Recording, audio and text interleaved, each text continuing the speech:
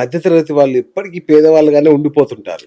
వాళ్ళు చేసే మిస్టేక్ ఏంటి సార్? అసలు ఎక్కడ మిస్టేక్? మధ్యతరగతి వాళ్ళు ఒకటే అనుకుంటారంటే, నాకు తెలిసినంత వరకు పెద్ద డబ్బు, ఎక్కువ డబ్బు ఉంటేనే పెట్టుబడి పెట్టాలి, లేకపోతే లేదు అనుకుంటారు. కరెక్ట్. ఒకటి. నిజమే. చిన్న డబ్బుతో ఏం అంటే ఒక్కొక్క చుక్క సముద్రం, నది అయినట్టు నది సముద్రం అయినట్టుగా ఉంటుంది. కాబట్టి సింపుల్‌గా చిన్న చిన్నవి మీరు ఎంత వేయగలిగితే అంత వేయండి. పొదుపు చేయండి. ఆ ఓకే. పొదుపుని మదుపుగా మార్చండి. పెట్టుబడిగా మార్చండి. ఆ!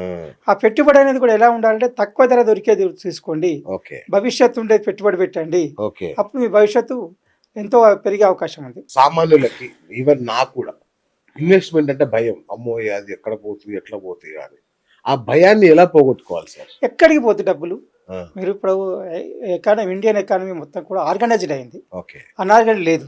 రూమర్స్ మీద ఆధారపడకూడదు. ఓకే. మనం ఎక్కడైతే మనం పెట్టుబడి పెడితే వాళ్ళ సత్తా చూడాలి. వాళ్ళ పాస్ట్ పర్ఫార్మెన్స్ చూడాలి. ఓకే. దానికి మనం ఏం చూస్తాం? కంపెనీ యొక్క గత చరిత్ర ఏముంది? ఓకే. లాభాలు ఎలా ఇచ్చారు? నష్టాలు జరుగుతుందా? లాభాలు జరుగుతుందా? అనేది చూసుకొని పెట్టుబడి పెట్టాలి. కానీ మన వల్ల కాదనుకోండి, మ్యూచువల్ ఫండ్స్ ఉన్నాయి, ఈక్విటీ ఫండ్స్ ఉన్నాయి, గ్రోత్ ఫండ్స్ ఉన్నాయి. పెట్టుబడి పెట్టుకోండి. ఓకే. మనకు ఎక్కువ మనం ₹1000 కూడా స్టార్ట్ చేయొచ్చు. భయపడాల్సిన అవసరం అవసరం లేదు. రిస్క్ లేదు ఇప్పుడు. ఓకే. కాబట్టి మనం పెట్టుబడి పెట్టిన తర్వాత ఒక 4, 5 సంవత్సరాల తర్వాత మనకు కూడా కొంచెం అనుభవం వస్తుంది. కొంచెం అమౌంట్ రాగానే మనం అందులో విత్‌డ్రా చేసుకొని ఇంకో దాంట్లోకి వెళ్ళిపోవచ్చు.